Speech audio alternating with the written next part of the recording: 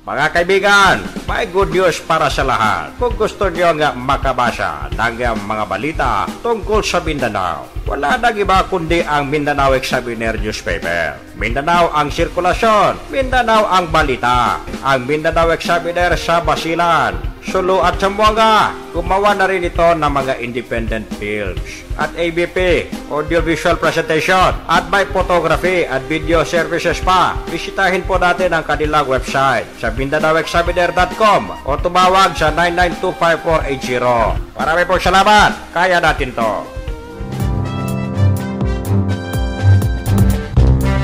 Yuhu! Isang magandang hapon mga kaibigan. Uy, napakalamig. Ang sarap kumain ng tuyo at sinangag. Tapos may kapeng barako. Wow! Uhuy! Maghumata magkaon. Tulog. Ay, sus Ginoo.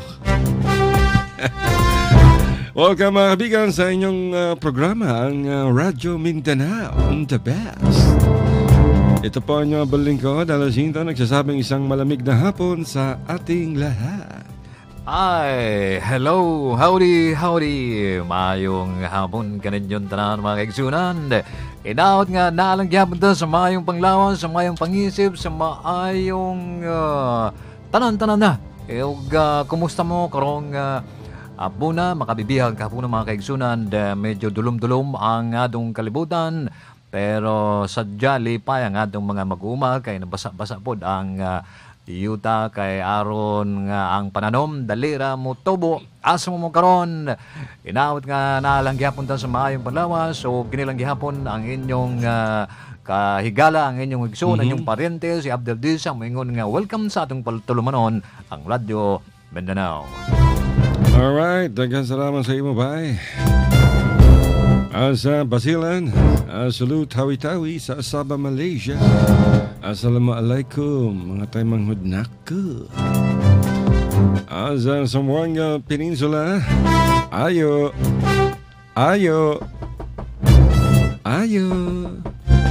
adlaw. Zamboanga Sibugay, Zamboanga del Sur o Zamboanga del Norte, 230, 231.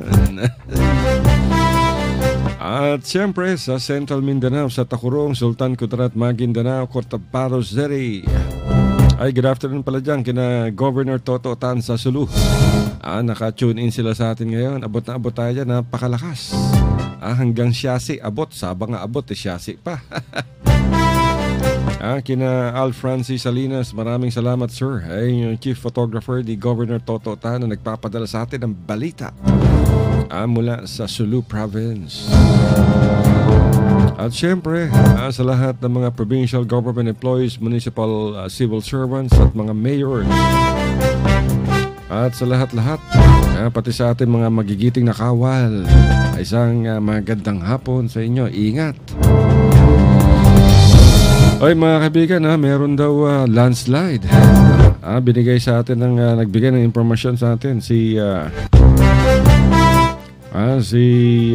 Bishop Antonio ng Archdiocese of Pagadian.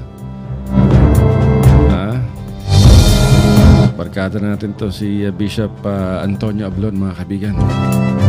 At siyempre congratulations, malapit na.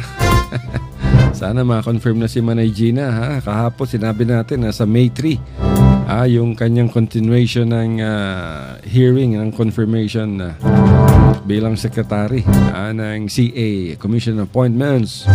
Pero ngayon itinuloy. Tignan natin kung ano ang mangyayari. Kung meron pa tayong oras mamaya, pakinggan natin yung nagaganap dyan sa CA sa Kongreso. Okay, mayong hingawat nga mga kagsunan bisag inanilang gihapon ang atong panahon apan naay mulan usahay na po'y mo init no og matud pa sa atong angkorman nga naa daw landslide dito sa diha sa Pagadian City mga kagsunan o diha Bukid Batingali wa sa Mandapit kaya magbahuan nato na karon taud-taud. Og salamat gihapon ta sa adong Ginoong naalang gihapon ta nga na buhi paghapon, di ba? O mas sinaot nga kitang tanan kining dili man kayong panangingon silang ining bisag unsay mga problema diha apan lipay lang gihapon, di ba? Salamat lang gihapon ta kay hantod karon. Buhi lang gihapon ta. Nagaginhawa lang gihapon ta. Asa mo karong dapita. Kami musangpit sa inyo nga paminaw na gumo sa among tulumanon. Gikan sa alas 2 anto alas 3 mga kaigsunan. Kay lami kay daghang kay tang mahibawan, daghang kay mga chismis diri nga alang kamurag og di mo muto sa among chismis na kita may isa may malugi. Ha? Og salam duay sa mga doon mga rayang wala kita niha mga waktu ini mura-murahan yan daghang mura doon yan. Now kinilaging ang atong sekretary sa DNR mga kaigsunan kining sekretary Gina Lopez og daghang kayong masupag na sa iyang plano mga igsunan. Daghang kayong masupag sa iyang mga plano, mga programs, mga unsa ni kining mga plano niya nga alang sa katawhan aron nga lagi dili na makalbo ng atong mga bukid diha, dili nga mahugno ang atong bukid diha. Tanawa nga bukid sa ubang uban mga ganoon. Sa una taas kay na karon murag hinay-hinay na siya mi us-us paubos kay lagi kining mina sayod naman ta mga kigsunan kaluton man na unya pananglit nga kaluton na siyempre us-us na mayon sa ubos usay mo tumpag na siya unya wala na mo tubo yung taong kay mga kimikal paingon ko sa dagat mga kigsunan mao na iyang gikuan pila ka mga mining firms ang ilang gipasara kay dili na wa na jud sa kuamba kay delikado na kay mga kaigsunan. Mao na siyang sige siyang kining fight niya ng mga minero ng mga mining firm nga itong mga kaigsunan kay lagi makadaot kini makasira sa atong kalikasan matud pas tagawag, di ba? So mao nang daghang pang kongresista pod mga kaubang mga leader nga dili supak sa iyang ginahimo. So karon na siya untang ma-confirm na ang iyang bilang secretary sa DNR. Hantod karon ila pa nang gihapon istoryahan, ila pa nang gihapon gidebatehan og alam ba nga dapat ba nga mupungko si secretary kining sa DNR, Secretary Gina Lopez diha sa DNR mga kaigsunan kay daghamang misupak. So dumaw na ilang debatihan pa diha sa Commission on the Appointment. So unya siguro taod-taod atong dungog ka na kay lagi basig atong madungog ka na din sa atong tulumanon aron po nga masayod ta unsa may kalihukan diha sa DNR, di ba? So standby lang mo diha aron nga daghang kay tag mga chismis, daghang kay tag mga balita alang kaninyo. Tama.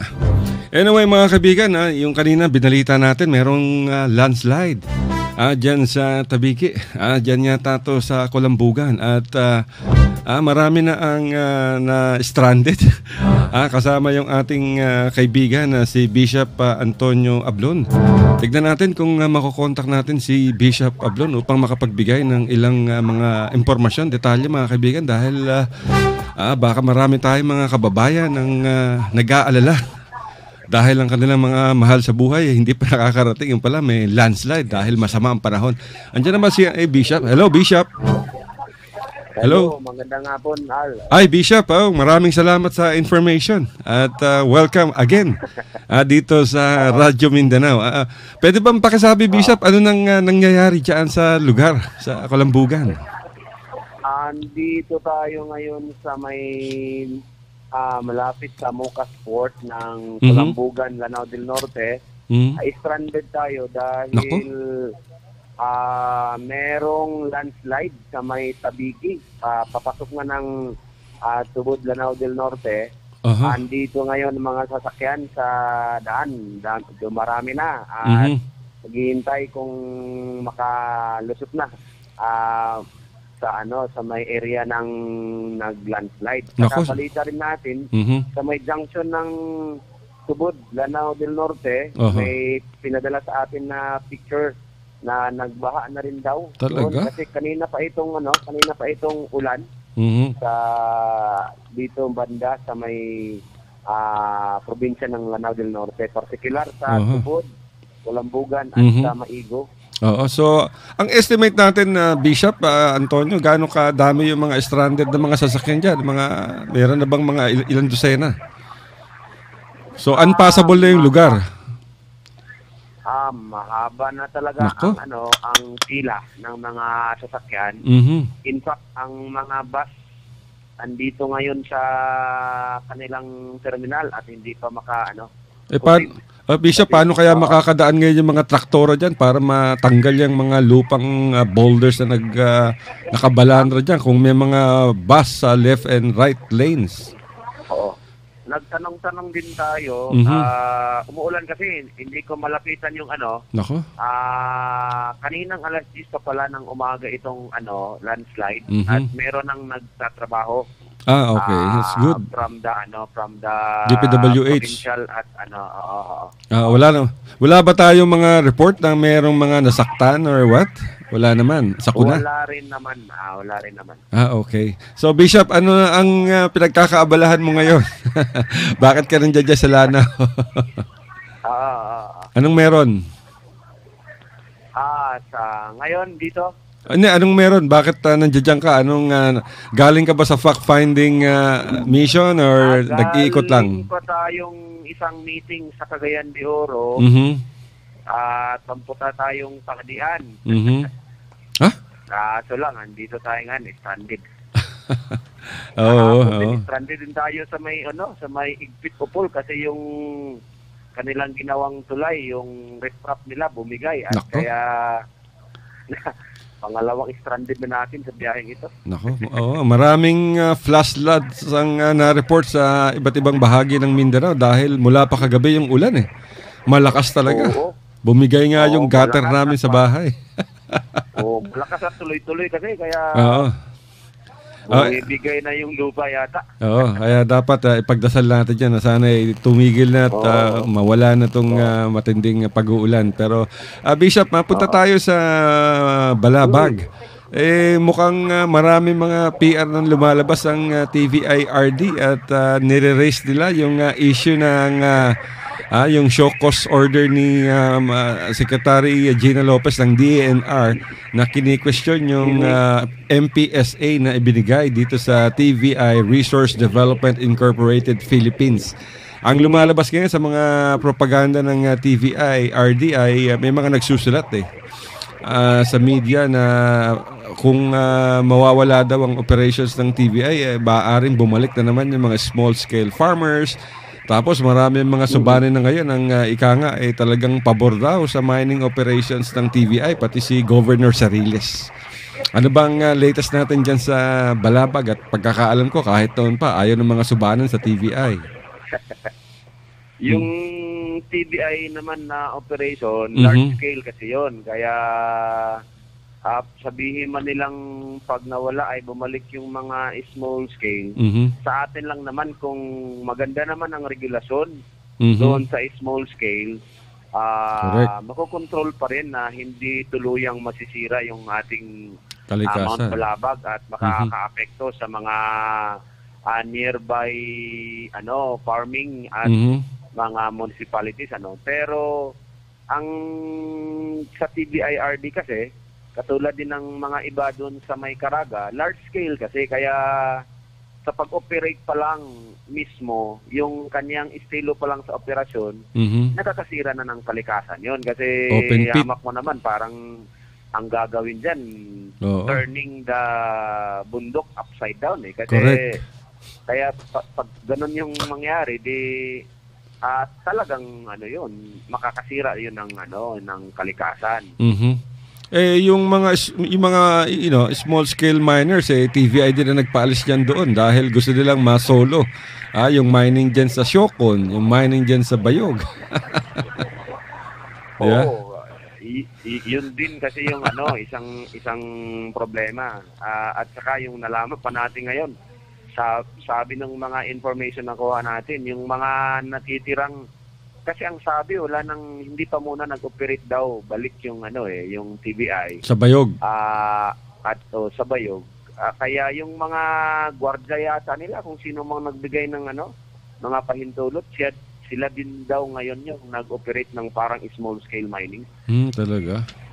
Tapos sisisihin nila yung mga maliliit na minero. Oo, ganun yung yun yung irony. Oo nga. Anyway, si Secretary Gina Lopez hindi pa rin ako-confirm dahil tuloy ang daming oppositors talaga.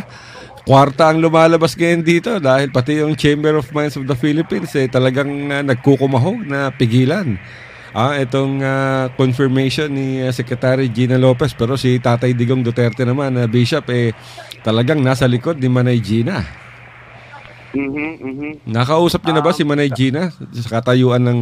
Hindi pa, pero nagpadala na kami ng kasi nung February 25-26 ay nag-hold kami ng Diocesan Convention. Yes. At isa sa mga ipinasa namin na resolusyon ay to support Secretary Gina Lopez at saka sana ma-confirm yung kanyang appointment bilang secretary kasi nakita naman natin na talagang yung advokasya niya sa environment talagang napakatindi. At masaya tayo doon sa mga pinanggagawa niyang closure order, mga suspension doon sa mga large-scale mining operation.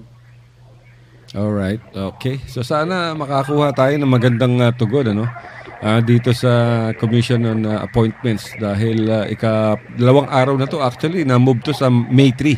Kaya lang biglang ni-resume ngayon dahil nagpo-protesta yung Chamber of Mines. Bakit daw napakatagal ng resumption ng itong confirmation kay hearing nitong si Manay Gina.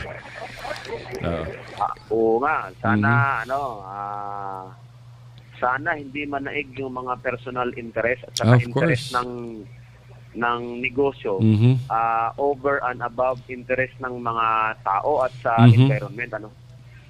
Ang propaganda ng mga mining companies dito, Bishop, marami daw, milyon-milyon daw ang mawawala ng trabaho. Pag ipinasara talaga itong mga minahan na inutos ni Manay Gina na ikansela ang kanilang operasyon. Pero katulad dyan sa TVI, kukunti lang naman ng mga empleyado dyan. Yung mga truck driver, yung mga ball mill operators, wala naman talagang napakalaki ng mas malaki ang nakukuha nila sa ating lupain, kayamanan, di ba? Kaysa sa naibibigay nila sa pamahalaan. Kumpara doon sa sinasabi nilang trabaho at sa paglustay ng ating environment, mas doon dapat ang tao sa pro-environment na stand, hindi doon sa ilan din naman yung mga nagtatrabaho daw at kung i-qualify mo pa, lang naman yung mga trabaho ng karamihan at saka yung risk ng mga nagtatrabaho. Parang pwede nating sabihing totoo naman na may mawawalan talaga ng trabaho. Pero yung risk nga ng mga trabahante mismo at saka yung magiging end result nitong mga pagmimina nila. Nakita naman natin sa Syukon. After Syukon, anong nangyari doon sa mga trabahante? Nawala rin. Anong nangyari doon sa mga project daw nila for the community? Nawala rin. Kaya sana'y yan din ang pwedeng tingnan ng mga iba dyan na parang nag-blackprop sila na mawalan ng trabaho.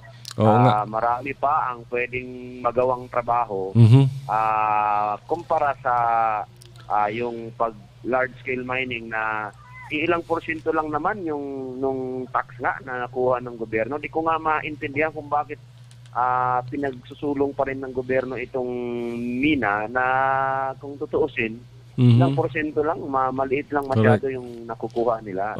Sa Syokon nga, hindi ba na may babalik yung bundok na yung ancestral domain tsaka yung bundok na winasak ng mining operations doon? Di ba? Anyway, Bishop, hindi na kita gagambalahin at alam kong busy ka. maraming salamat sa iyo, Bishop. Baka meron kang gustong idaan at nakikinig sa atin ng maraming mga taga-Mindanaoan. Maraming salamat din, Al, at maraming salamat sa mga nakikinig. Sana ay makatuloy na kami at sana ay makonfirm si Gina Lopez. Okay, maraming salamat, Bishop. Ingat. Sige, Thank you. Salamat. Bye-bye. Alright mga kaibigan, pakinggan nyo naman si Bishop Antonio Ablon ng Archdiocese ng Pagadian. Exclusive. Hindi kami solid, hindi kami duro, pero kami ang the best. Maraming salamat kay Bishop Ablon mga kaibigan. Napakadami nang na-stranded ng mga bus at mga pasahero dyan sa Colambugan, sa Lanao del Norte, Duterte. Tignan natin kung makaka-hook up na ba tayo kay Manay Gina Lopez. Nag-text sa atin yung sekretary ni Manay Gina Lopez kanina at inimpormahan ng Radyo Mindanao na magkakaroon ng resumption nga nitong itong confirmation hearing ni Manay Gina. Diyan na. Okay. Nagsasalta mga kaibigan si Senator Manny Pacquiao. Pakinggan natin yung ongoing mga kaibigan live sa Kongreso. You may proceed.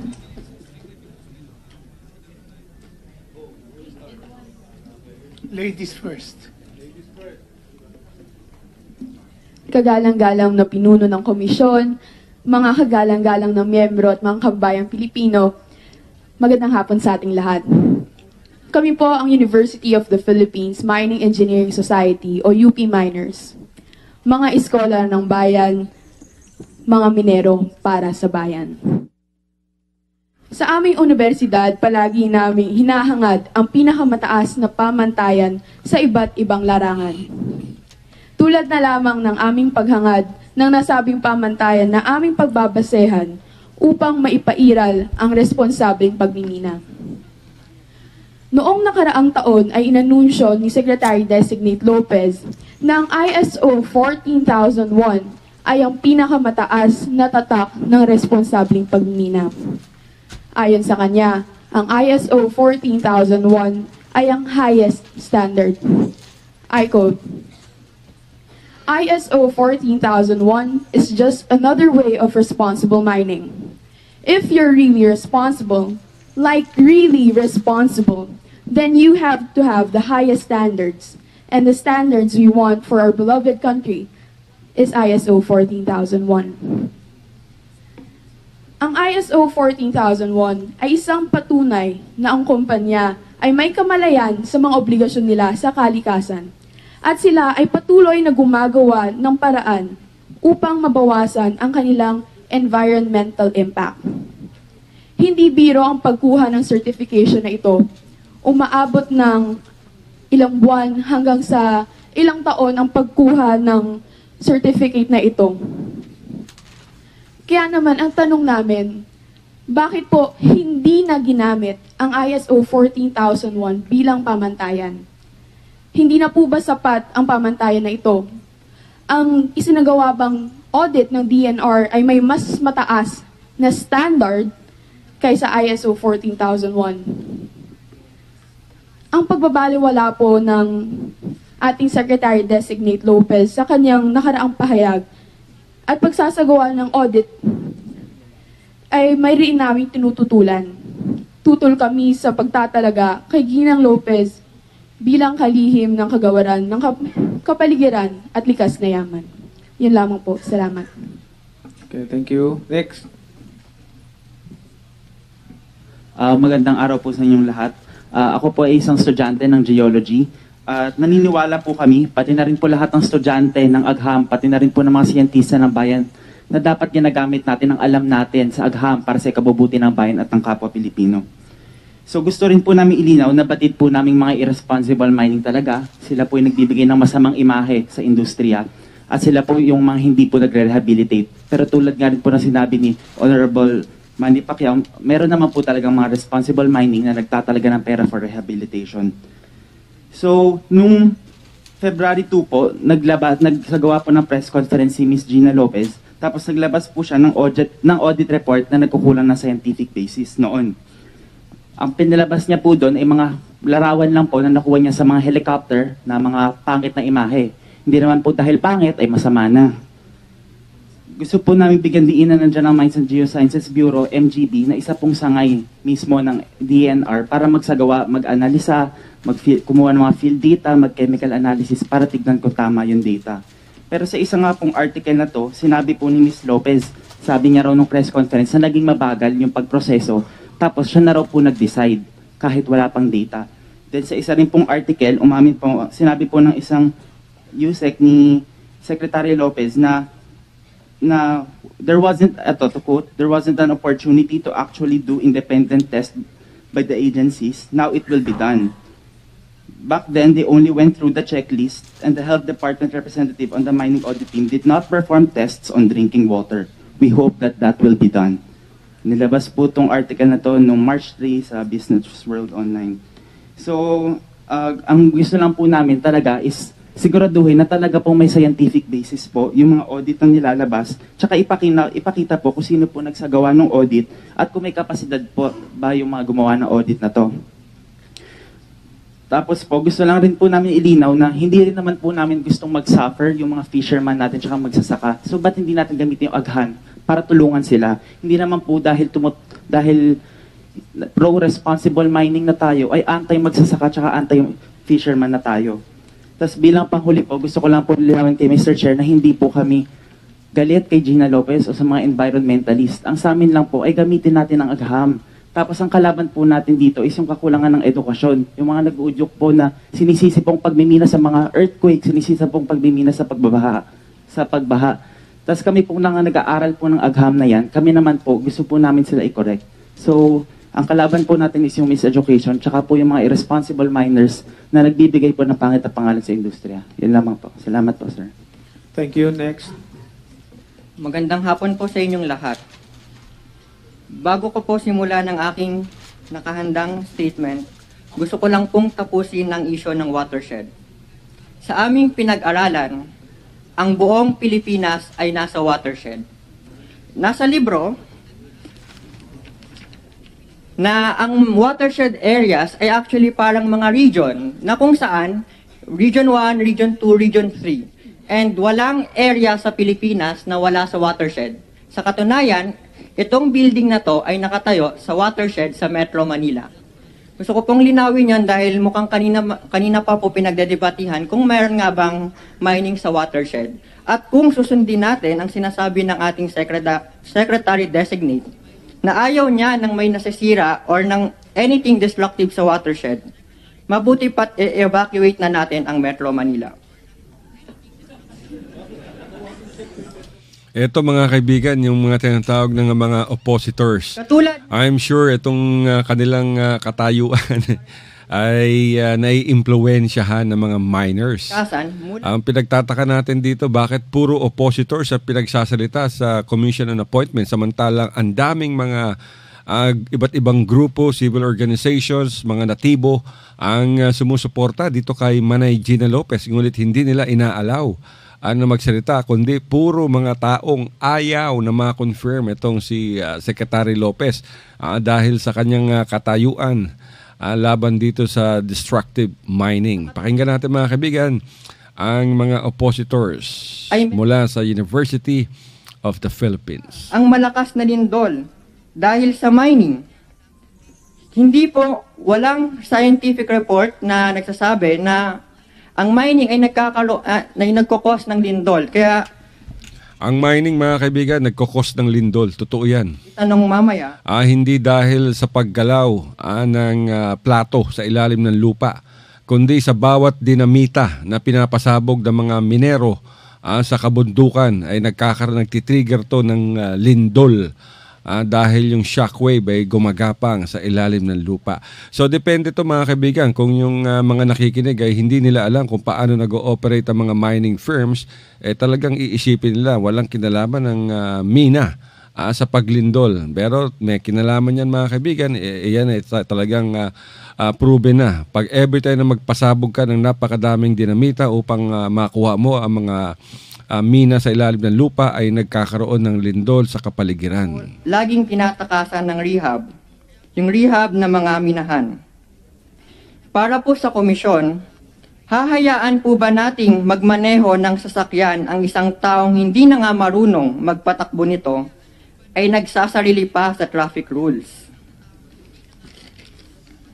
Dahil 3 minutes lang, skip ko na pa ibang part. So, sa aking karanasan, opo, maaring siya ay passionate sa environment, pero gusto ko pong i-imply sa inyong lahat na sa aking sariling karanasan ay natutunan ko po na hindi porket mahal mo ang isang tao, ay tama na lagi ang ginagawa mo sa kanya. Dahil maaaring nasasaktan mo na pala siya sa mga ginagawa mo.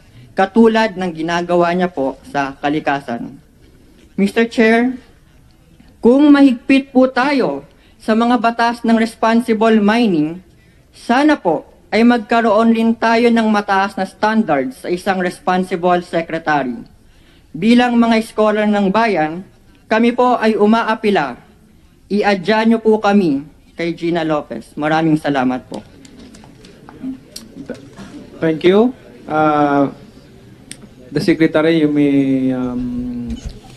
Yan mga kaibigan, yung nagsalita ay isang estudyante, yung University of the Philippines. Ang edad nito ay nasa mga, siguro mga 20, between 20 to 23 to 25. Pakinggan natin si Manay Gina sa kanyang tugon. Mr. Chairman, I would like to applaud these youth. I mean, they're young, they're idealistic, they want to do something for their country. I think that's to be applauded. And I want to say that we already have MOAs with the UP. Is this Marine? UP Marine Science. I mean, I want to work with the youth. It would be very sad, though, if these very young, idealistic students were to use their energies to excuse the violations that have existed in the mines. I would say that in their idealism, they should want to come up. I mean, I think we probably share the same values. You know, you're young, you want to do something for the country, and what I would want is a mine environment where the people don't suffer. But I want you to know, you young youth, and I commend you again for your idealism, is that many of the mines that are operating and that we have in fact suspended and closed have caused a lot of suffering for decades to farmers and fishermen, and that's the truth, to households. That's the truth. And so if you can find a way to do mining there which doesn't cause suffering, I would be more than happy to work with you. Because you want to do something good for your country. In fact, my challenge to you is to find some way to do open pit, because you know what you're saying is open pit is not forever. Then can you let me know just give me one open pit. You know, we've been mining this country for 100 years and more. Madam Secretary, just to remind you to address to the right. I'm sorry. Okay, so I would, Mr. Chair, I would like to ask these students to give me even just one open pit in the span of 100 years that's been rehabilitated.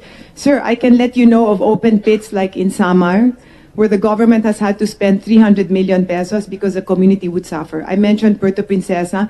I mean, the list is endless. And my challenge to these students is to find some human engineering so that when the mining stops, that open pit is not filled with water, because that's what happens when the mining stops, because it hits a groundwater.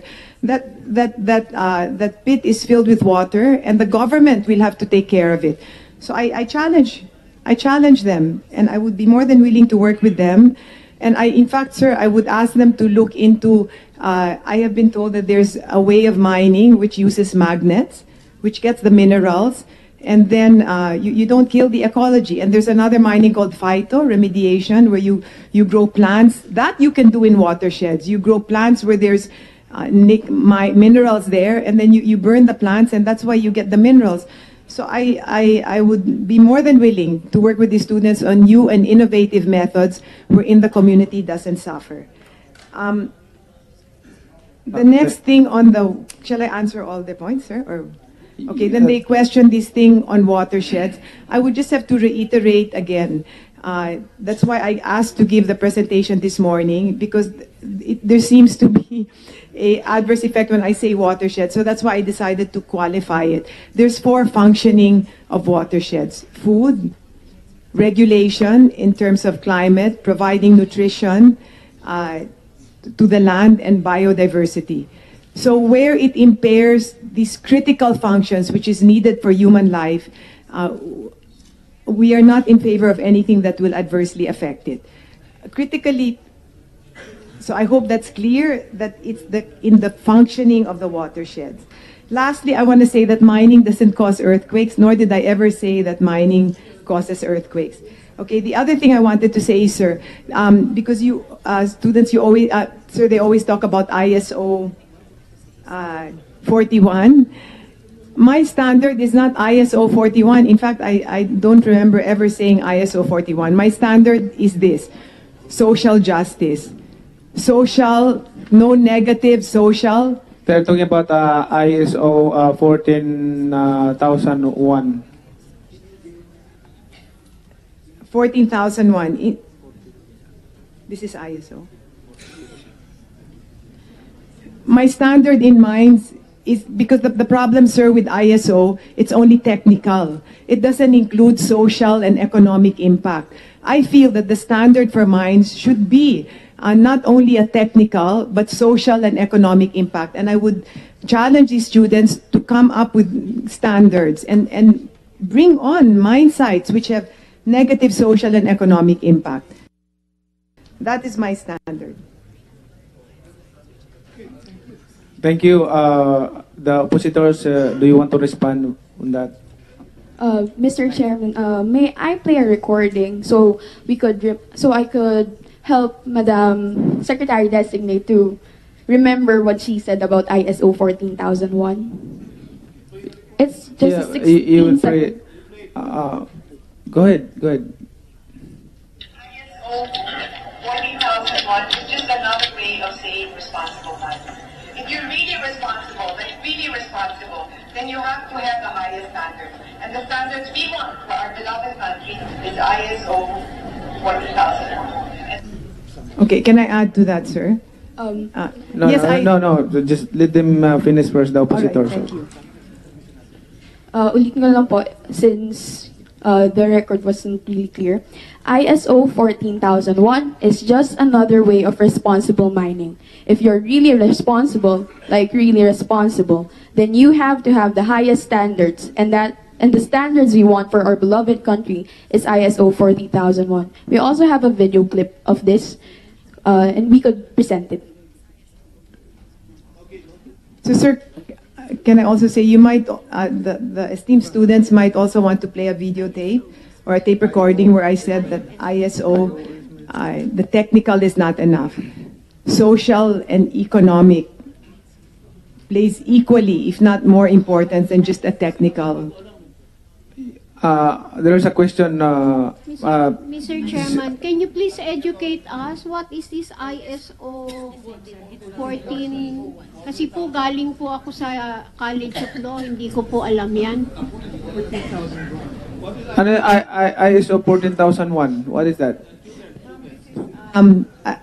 They are international standards all over the world, and should mining companies fulfill certain qualifications and requirements, then they're given an ISO certificate. In the same way, businesses and hotels are given ISO. So the same thing applies to mines. If they fulfill certain standards worldwide, then they are given a certificate. My stand is a technical is not enough. Social and economic plays equal, if not more important, value. Grabe mga kaibigan, kita niyo yung isang oppositor. Law, she's taking up law, pero hindi niya alam anong ibig sabihin ng ISO, ano ang purpose nito. Wow! May pinirmahan po ang DNR na administrative order. This is DAO 2015-07. So, basahin ko lang po. The International Organization for Standardization, or ISO, provides for a standard environmental system resulting from the United Nations Conference on Environment and Development, or Earth Summit, which draws out an effective framework to achieve improvement in the environmental performance and compliance with international acceptable standards. Whereas the requirement for mining contractors to undergo ISO certification will help achieve sustainable growth by the development of an effective environmental management system. Now, therefore, the foregoing premises considered, to institutionalize the environmental management system that shall ensure the adherence of local mining operations to the international standards as a measure of responsible mining in the country, all mining contractors are mandated to secure ISO 14001. Sir, if I may, this is really important. Signed by? This was signed by Leo El Hazareno, signed by Secretary Ramon Paje, and recommending approval from Leo Hazareno and Jonas R. Leones. Sir, can I say something, please? Okay, go ahead. Sir, just to give you an example why ISO 1401 is really not enough. For example, Mark Copper had an ISO 1401, and you all know what the Mark Copper is. It's caused 2 dead rivers, killed the economy of Marinduque. Philippine Quicksilver also followed ISO 1401. Tama. The Ang sinasabi dito ni Manay Gina, mga kaibigan, hindi sapat yung ma-issuehan ng ISO certificate, lalo na yung 1401. Dahil ang ipinangangalandakan ng mga oppositors, meron silang ISO, itong mga mining firms na to. Bakit kailangan questionin ng DENR? Kaya sinasabi ni Manay Gina, importante rito yung social justice, yung epekto sa mga community, yan ang importante, yan ang mahalaga. Hindi yung na meron kang ISO 1401 pero grabe naman yung distractions niyan sa ating kalikasan. At isang halimbawa na ibinigay ni Manay Gina ay itong Mark Copper sa Marinduque, mga kaibigan, na issuehan niya ng ISO 1401 pero ano nangyari? Nagkaroon ng leak, nasira, nawasak ang kanilang open pit at dahil dyan 2 ilog ang namatay. Hanggang ngayon, mga kaibigan, ay hindi pa na re-rehabilitate yung problema na dulot ng Mark Copper. Pakinggan natin ulit itong confirmation hearing. Yung standard na dapat sinusunod, yung ISO lang ba yan? At ano ba yung standard na isiniset ng ISO? Para alam po natin kung ano talaga yung nire-require. Ano ba yung nasa batas? Let us not go outside the provisions of the law. Yun lagi po ang aking pinipilit dito Because nobody can go, above the law, cannot go outside the provisions of the law. So ang akin pong sinasabi ngayon, sinasabi ni Secretary, that's my standard. Hindi po yung my standard What is the standard set forth in the law? Tama naman yan. Ikaw talaga, Congresswoman, di mo maintindihan. May standard. Wasak-wasak na nga yung kalikasan. Pinakita na nga pumunta kayo sa mga kaibigan sa Facebook account ng DENR tsaka ni Manay Gina Lopez. Makikita nyo ano itong ipinangangalandakan ng kongresista na standard at ayon sa batas. Wala naman siya magawa. Wasak-wasak na yung mga kabundukan. Asan ang batas? Passionate adherence to the law, and I totally agree with her. I would like her to know that in all the decisions we made, we have the laws that I have followed are: number 1, the Clean Water Act; number 2, the Clean Air Act; number 3, the Toxic Substance Act, the EIA Act, the Forestry Law. Madam Secretary, yes. ISO lang ang tanong ni Congresswoman Sir, because I think she wants to make sure that I'm following the law. Yes. So I would to assure her that kung lahat ng batas ay sasabihin dito, pauwi po ako ng probinsya. Umuwi ka na. Gusto ko pong matapos na tayo dito dahil pauwi po ako. Kita niya, mga kaibigan, nagpapalusot si Congresswoman, si Sato, Congresswoman Sato. Doon nga po sa ISO standard. Sinasabi niya kanina, we should follow the law. Nung inisa-isa ni Manay Gina yung laws, nagbago na ng tinig itong si Sato. Na sinasabi, pinag-uusapan natin dito. Galing talaga magpalusot ng mga mambabatas, Ikot-ikutin, nako.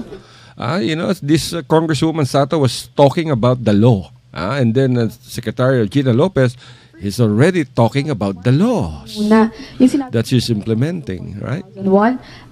2004 po yung first version ng ISO 14001. So I doubt na meron ng ISO 14001 noong panahon ng Mark Copper po. 1990, 95, 96 po. 1995. Kailan sinara? 1995? Ganun. So wala pang ISO nung araw. Wala pa pong ISO. Tinatanong lang ni Congresswoman Shato, ano ba yung ISO daw? Yung international standards na yon, ano ba yun? What's that?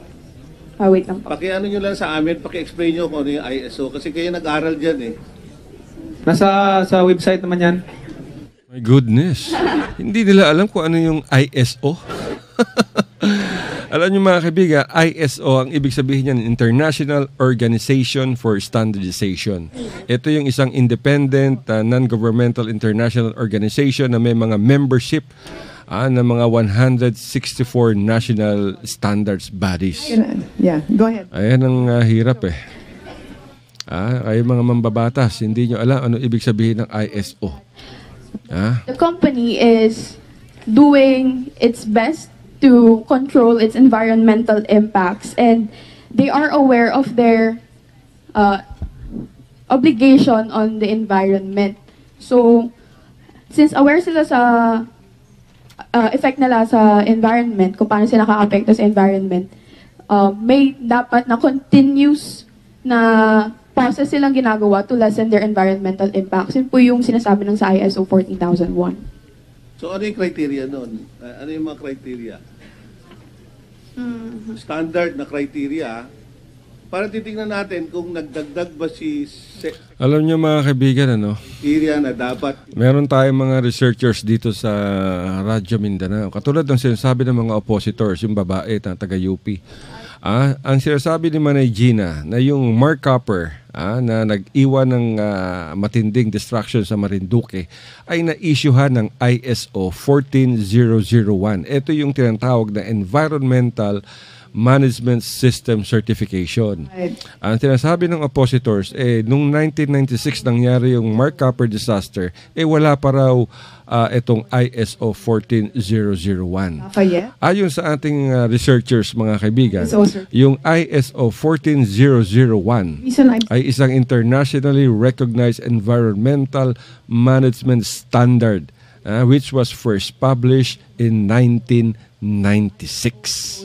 Kita nyo, sino ang tama? Si Manay Gina. Ayan ang ating sinasabi. Yung mga oppositors kasi, karamihan dyan baka na-impluwensya ng mga mahalaking mining company. Eto sa inyo, sige, i-oppose nyo. His time as cabinet secretary that he decided that, hey, I think all the mining companies should follow ISO 14001. What's that posted there? Wikipedia? Wikipedia ba yun? Yung pinost nyo dyan? Yan sa ano yan? Yes. Wikipedia yan? Yes, nag-ano na kayo sa Wikipedia ngayon? Hindi yata acceptable yung Wikipedia sa ano natin. Acceptable ba sa inyo yung Wikipedia? Ano tayo sa tinakpan ba? Hindi Secretary po pwede yung Wikipedia. Okay, so go ahead, no, I'm just asking kasi Wikipedia na naging definition natin dito. Gusto ko yung definition manggaling sa totoong libro, hindi sa Wikipedia. Hindi natin na-accept yung Wikipedia rito. Kaya hindi ako nagbabrowse ng computer kahit hindi ako marunong ba. Yun naman pala dahilan, Congressman. Hindi ka pala marunong. Paano ka magbabrowse ng computer? Kung hindi ka marunong magbrowse ng computer, ano alam mo sa Wikipedia? Diba mga kaibigan? Kaya nga tinawag yung Wikipedia. With the knowledge online. Said that the ISO 14001 is a private initiative. Yes. So this is not, am I now to believe that the ISO is not a requirement by the DNR to be complied with by the mining firms? It was a decision made by Secretary Pahe. Yes, because the lady there read AO AO-07 series of 2015. Yes. And that is an AO signed by, as you said, by Secretary Pahe. Yes. So, upon the recommendation of that gentleman over there. Yes. Is that correct, sir? Yes. Okay. So, but have you revoked this AO so that, because under this AO, ma'am, let me finish. Yes. Under this AO, signed by Secretary Pahe as recommended by Mr. Hasareno? Hasareno. Hasareno. Okay. Recommended by Mr. Hasareno is that they are adopting, the DNR is adopting the ISO as one of the requirements or standards to be followed by our mining companies. Ang gulo-gulo naman itong si Congresswoman Sato. My goodness. Kanina, pabor na pabor siya sa ISO. Meron daw ISO 14001. Bakit daw kini-question yung certificate? Ayun naman, sinasabi niya, hindi naman dapat talagang i-follow ang ISO. Hindi daw talaga dapat ibigay, ihuhingi ng DENR. Ang sinasabi nga dito, yung ISO standard. My goodness.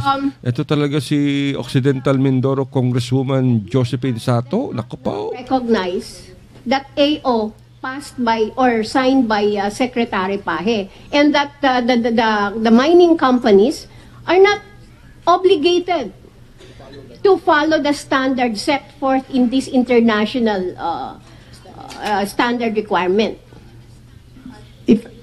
If I may clarify, sir, no? Okay, go ahead. ISO is largely a private initiative. Correct. Many businesses here are ISO, and many operations, it's a largely private enterprise. However, during Mon Pahe's term, he decided that he passed this administrative order to make ISO a requirement. Yun, malinaw yun mga kaibigan. Si Ramon Pahe, yung dating secretary ng DENR ang nag-require nito at hindi si Manay China. Anyway, mga kaibigan, sabi natin talagang kung ayaw mong pakinggan, talagang hindi ka makikinig. Anyway, tignan natin. Ganyan ang galamay ng mga mining firms. Wala na tayong oras. Brother, paalam ka na. Paalam ka na. Ay, naku, magkisunan na. Bukas na lang natin pag-usapan ulit nyo. Uwi ako ng Sulu. Kasama ko si Governor Tototan. Maimbong. Okay, so wala naman tayong panahon mga kaigsunan. Lami man ito paminao, no? Hindi laging atong urasan kusog. Kaya mo ikot-ikot. So, hantod sunod ugma na po, kinilang gihapon si Abdel, manamilit na og mayang hapon. Alright. Salamat, brother. Yung ating guest bukas, abangan niyo mga kaibigan. Yung premiere ng aming guesting dyan. Pero mga kaibigan, talagang walang-wala na at nakatitig na sa akin yung aming PA. At sagad na tayo sa oras. Anyway, nais namin pasalamatan ang lahat ng mga nakikinig sa atin. Yung mga ka-DDS, yung mga diehard Duterte supporters, maraming salamat sa inyo. At sa Basilan, sa Tawi-Tawi, sa Zamboanga Peninsula, Central Mindanao, at sa iba pang bahagi ng Katimugan. Maraming salamat. Ito po ang inyong balingkod sa Radyo Mindanao, the best. Alasinto nagsasabing, I love you. Ingat dahil maulan. Mama, chup-chup. Take care.